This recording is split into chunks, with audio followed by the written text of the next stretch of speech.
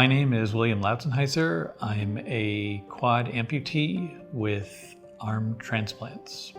If I could reimagine the world, it would be to instill in people a better sense of stewardship over the environment that we are so much a part of.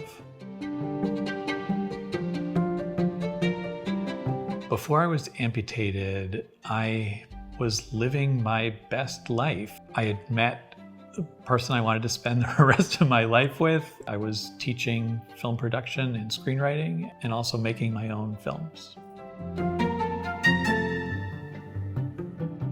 I was moving from Boston to Bozeman, Montana. I felt what I thought was a muscle pull in my right leg. So by the time I was teaching my first couple of classes, it was excruciating, and I actually couldn't really get through my second class. The next day I went to the doctor and he said, "It doesn't sound like a muscle pull. To me, it sounds like an infection of some kind." That was probably what saved my life. Instead, he ran some labs and basically said, "We need to put you on a ventilator because your lungs need a break."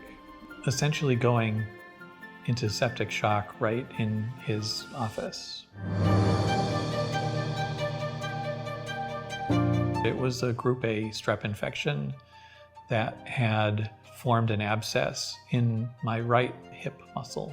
The source of the infection was idiopathic, which means we have no idea where the heck it came from. Group A strep, it's a flesh-eating disease. When I first was told that I needed amputations, I said to my surgeon, "It's a good thing I learned to play the violin when I did."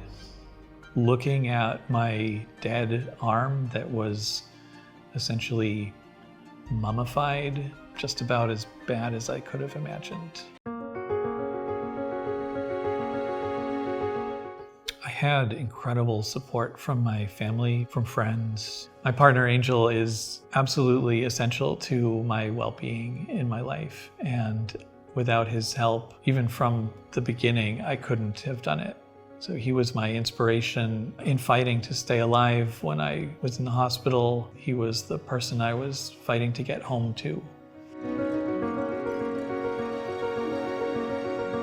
There's so much that's surreal about this experience. In some way, you have to laugh. I mean, there's a whole culture, in the hospital of trying to alleviate the really grim things that people are facing with a kind of humor. I mean, I think it's very helpful. So taking on this dark experience as a creative endeavor and turning it into something that was funny was a way for me to take some power over it.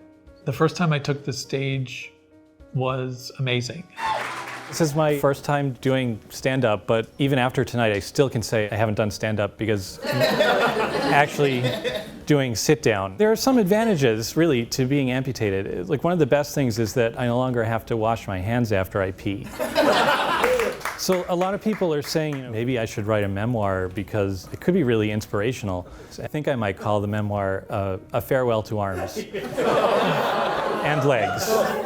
But in this way, humor is a bridge between an experience that people can't imagine and something that they can then begin to empathize or sympathize with.